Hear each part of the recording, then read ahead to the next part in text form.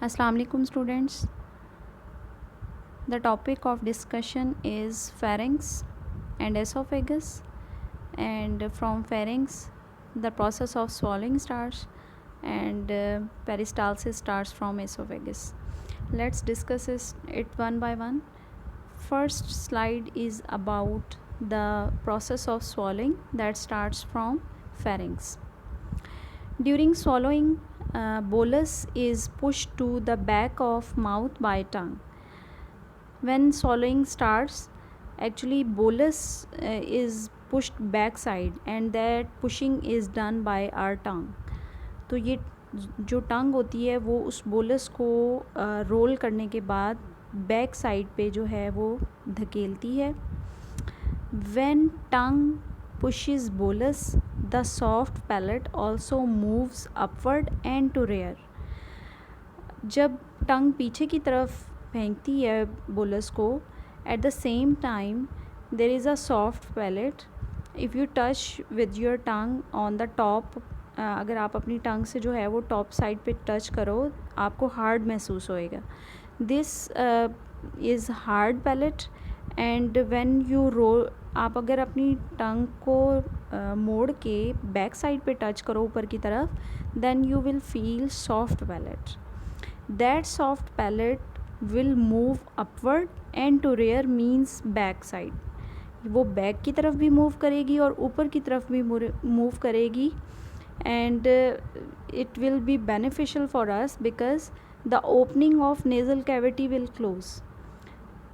इसकी वजह से क्या होगा, nasal cavity जो उसका पैसेज होगा, जो सांस लेने का रास्ता होगा, वो बंद हो जाएगा. In this way the opening of nasal cavity is closed. जो नाक से हवा आ रही होगी वो बंद हो जाएगी. When swallowed, जब निगलोगे उस टाइम पे, जब निगल लेंगे, the bolus passes pharynx to enter esophagus. जब पैलेट टच हो जाएगी, बोलस बैक की तरफ पुश हो जाएगा, swallowed हो जाएगा. pharynx क्या करेगा, pharynx is a short chamber, very small chamber. Then it will push the bolus to the back side, and that bolus will goes into esophagus. तो वो esophagus के अंदर, ट्यूब के अंदर चला जाएगा. pharynx has adaptations to prevent the entry of bolus particles in trachea, that is also called as the windpipe, and then it leads to the lungs. Actually bolus जो होगा जब स्वॉलोड होगा और वो बैक साइड पे oesophagus tube में जाएगा, उसी टाइम पे फेरिंग्स एक और काम भी करेगा. वो क्या करेगा, उसके पास एक प्रोसेस होता है, एक उसके पास फ्लैप होता है, जो उस फ्लैप को धकेलने से रेस्पिरेटरी ट्रैक की ओपनिंग बंद हो जाती है. ठीक है, उसको एपिग्लॉटिस कहते हैं. और एपिग्लॉटिस जो होता है, जो रेस्पिरेटरी का पार्ट होता है, फर्स्ट पार्ट ट्रैकिया ट्यूब होती है, बिल्कुल उसके टॉप पे होता है, उसके ऊपर होता है, उसका कवर होता है. तो जब स्वॉलोइंग होती है उस टाइम पे ये कवर जो होता है, दैट इज़ एपिग्लॉटिस, वो बंद हो जाएगा, वो उसको बंद कर देगा ट्रैकिया, जिसकी वजह से क्या होता है, food will not go into the trachea, तो वो सांस की नाली में नहीं फंसेगा खाना. इसको आगे नेक्स्ट जो है वो here is a picture, and he is eating pizza, and first he is chewing that pizza and then swallowing. पहले उसको च्यू किया उसने और फिर उसके बाद उसको swallow किया. अगर आप इसको गौर से देखें, यू कैन सी दैट ये किस तरह swallow कर रहा है यहाँ पर. तो इसमें आपको जो है वो एक बिल्कुल बैक साइड पे एक ब्लैक लाइन नज़र आएगी. पहले वो रेड ब्रॉड होती है, फिर वो बिल्कुल लाइन बन जाती है. इसका मतलब है कि वो वाला पैसेज जो है वो बंद हो गया. सो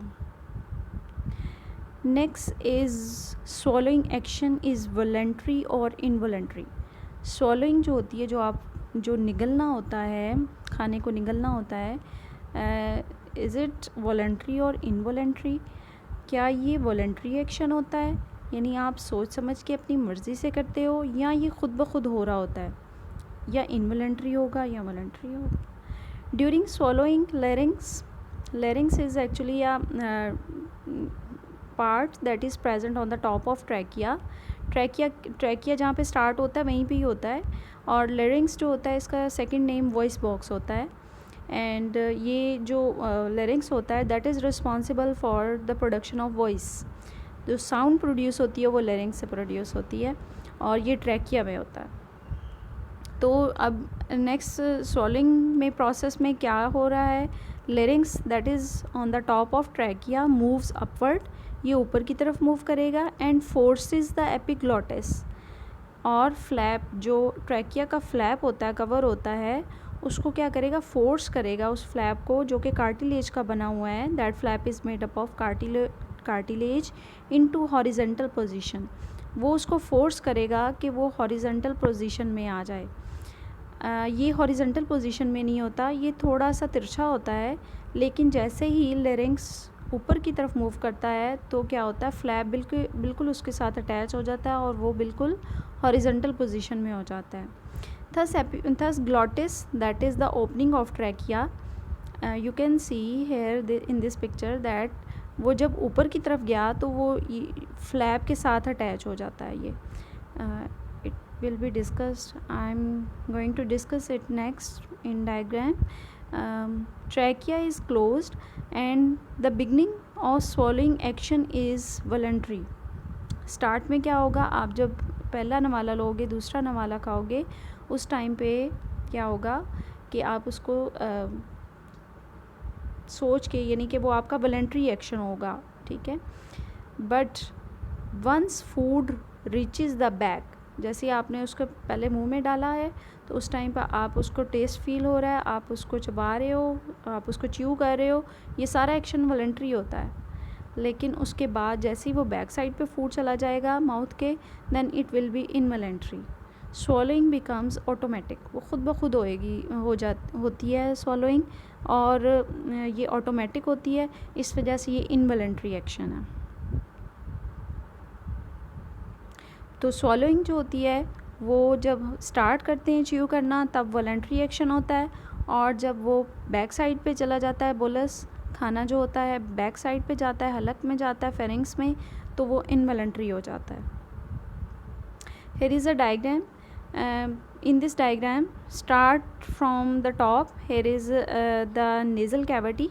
नेज़ल कैविटी जो है ये देखें, ये नाक है, नोज़ का ये कैविटी है, और इस कैविटी के ज़रिए सांस जो होता है वो ये बैक साइड पे आ गया यहाँ पर, and this part is pharynx. अभी जो मैं आपको बता रही थी कि खाना जो होगा वो यहाँ पर माउथ से, ये लिप्स हैं, लिप्स से माउथ में ये टंग है, टंग इसको रोल करेगी और खाना जो होगा वो यहाँ पर आ जाएगा फेरिंग्स में। And this one is palate, this is hard palate, this one is hard palate, and at the back side this one without lining, it is soft palate. This soft palate will move upward and backward, move upward and backward, जिसकी वजह से क्या होगा कि यहाँ पर जो passage है, ये जो रास्ता है जिससे सांस इधर आ रहा है, ये बंद हो जाएगा। ये वाला पैसेज जो है, ये वाला पैसेज ये क्लोज़ हो जाएगा, ये बंद हो जाएगा। There will be no air, and food from here will move into the esophagus. Food will move from here into the pharynx and then into the esophagus. Now there is another thing, and what is this? That is the respiratory system, respiratory tract. Let's discuss it. Pharynx में जब खाना आएगा तो देखें यहाँ पर एक जो है वो आपको क्या नज़र आएगा, ये एपिग्लॉटिस, ये एपिग्लॉटिस है, ये epiglottis. This track is trachea, ये ट्रैकिया है। ट्रैकिया जो होता है इसके अंदर हवा जाती है जिससे सांस लिया जाता है, और इसके ऊपर ये वाला जो है ये फ्लैप है, इसको एपिग्लॉटिस कहते हैं। And the first part of trachea is the larynx. This is the larynx. And and larynx opening into pharynx. This is the opening. Actually the problem is when food come from here into here, this tube, if the opening is not closed, the food can go here. That can cause damage to the respiratory tract. Lungs को भी damage कर सकता है ये. इस वजह से क्या होता है कि ये जो फ्लैप होता है ये यहाँ पर बंद हो जाता है, इस जगह पे ये आके बंद हो जाता है. ये लैरिंक्स जो है, अभी हमने जो डिस्कस किया कि ये जो लैरिंक्स है ये ऊपर की तरफ मूव करेगा और ये जो फ्लैप है ये क्या करेगा, ये ऐसे हो जाएगा. तो यहाँ से ये वाली जो ओपनिंग है, ये क्या हो जाएगी, ये बंद हो जाएगी. जब ये बंद हो जाएगी तो फूड जो होगा वो टंग से यहाँ से होता हुआ आराम से जो है वो कहाँ चला जाएगा, एसोफेगस में चला जाएगा. और वो फूड जो होगा वो लिरिंग्स में, ट्रैकिया में, लंग्स में कहीं भी जाके डैमेज नहीं करेगा. I think it's no clear. Next is the oesophagus. Oesophagus is here starts. Esophagus is the tube that is connected with the pharynx. तो अभी जो डायग्राम में हमने देखा कि फूड अब किस ट्यूब में चला जाएगा, एसोफेगस में चला जाएगा. After being swallowed, food enters the tube called oesophagus. Food अब किस में चला गया, एसोफेगस ट्यूब में, which connects pharynx to the stomach. ये ट्यूब जो होती है ये किसको कनेक्ट करती है, फेरिंग्स को स्टमक के साथ. Neither pharynx nor oesophagus contributes to digestion. ये दोनों पार्ट्स जो होते हैं, pharynx and oesophagus, they don't take part in the process of digestion. Its function is only swallowing and the previous digestion action of saliva continue. लेकिन हमने last lesson में discuss किया था कि saliva जो होता है वो फूड की डाइजेशन स्टार्ट कर देता है, but that digestion starts in mouth. तो बोलस के साथ वो स्लाइवा लगा होता है, वो डाइजेशन हो रही होती है, वो डाइजेशन होती रहती है. और वो बोलस जब फेरिंग से पास होता है, एसोफेगस से पास होता है, फिर फर्दर डाइजेशन स्टमक में जाके होती है. लेकिन एसोफेगस और फेरिंग्स दोनों जो होते हैं वो खुद डाइजेशन नहीं करवा रहे होते. Their function is only swallowing. Here is a block length of esophagus. In adult human, esophagus is about 25 centimeter long. तो adult human के अंदर esophagus की लेंथ जो होती है वो 25 सेंटीमीटर होती है. Here is a picture.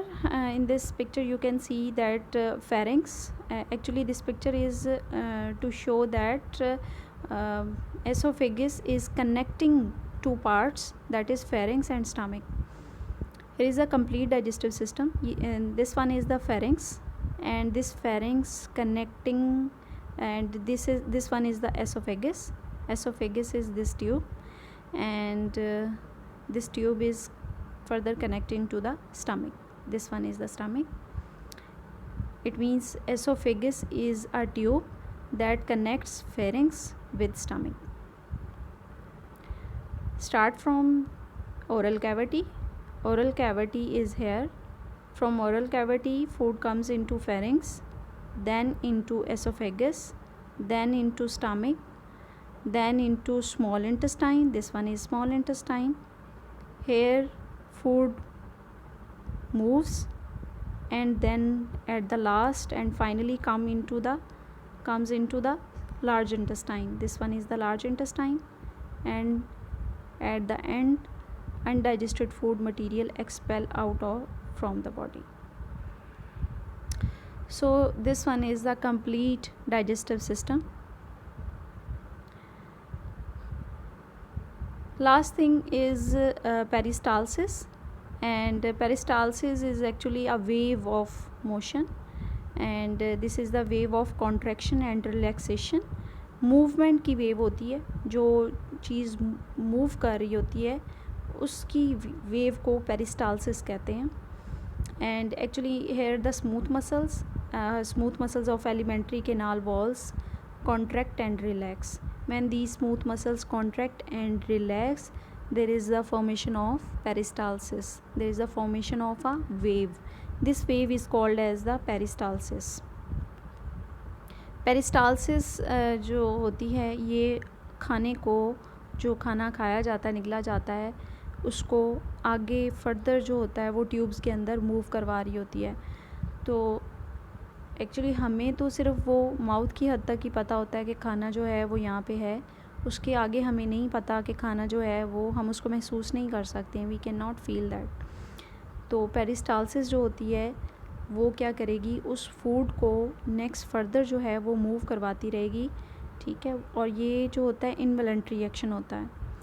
Here is peristalsis, diagram of peristalsis. You can see here that bolus of food. First is the bolus. This one is the bolus. This one is bolus, and bolus of food is moving forward. Here is the contraction. Circular muscles हैं और smooth muscles होते हैं ये muscles जो होते हैं जहाँ से आपको ये पैसेज जो है वो ब्रॉड नज़र आएगा, जहाँ से ब्रॉड नज़र आएगा वहाँ पर वो रिलैक्स है मसल्स, और जहाँ पे इस तरह कंट्रैक्टेड नज़र आएगा वहाँ पर मसल्स जो हैं वो कॉन्ट्रैक्टेड हुए होते हैं। तो इस तरह ये मसल यहाँ से कॉन्ट्रैक्ट करेगा और इस फूड को आगे पुश कर देगा। जैसे ही फूड आगे पुश होगा वहाँ से मसल फिर कॉन्ट्रैक्ट करेगा और फूड को फिर फर्दर आगे पुश कर देगा। अब ये फूड जो है जैसे ही यहाँ पर पहुँचेगा ये यहाँ से कॉन्ट्रैक्ट होगा और इस फूड को आगे धक्का दे देगा। इस तरह ये फूड जो होता है हमारे डाइजेस्टिव ट्रैक्ट के अंदर आगे आगे फर्दर जो है वो ख़ुद ब खुद मूव करता रहता है। ये involuntary wave like muscle contraction होती है, जिसकी वजह से फूड जो होता है वो डाइजेस्टिव ट्रैक्ट में मूव करता रहता है आगे। अगर पेरिस्टालसिस जो होती है, कुछ लोगों के अंदर ये प्रॉब्लम होता है कि पेरिस्टालसिस जो है वो यानी वो उल्टी भी हो सकती है, यानी इन्वर्ट भी हो सकती है। अगर पेरिस्टालसिस जो है वो ऊपर की तरफ होना शुरू हो जाए तो उसकी वजह से वॉमिटिंग स्टार्ट हो जाती है, वॉमिट होना शुरू हो जाती है।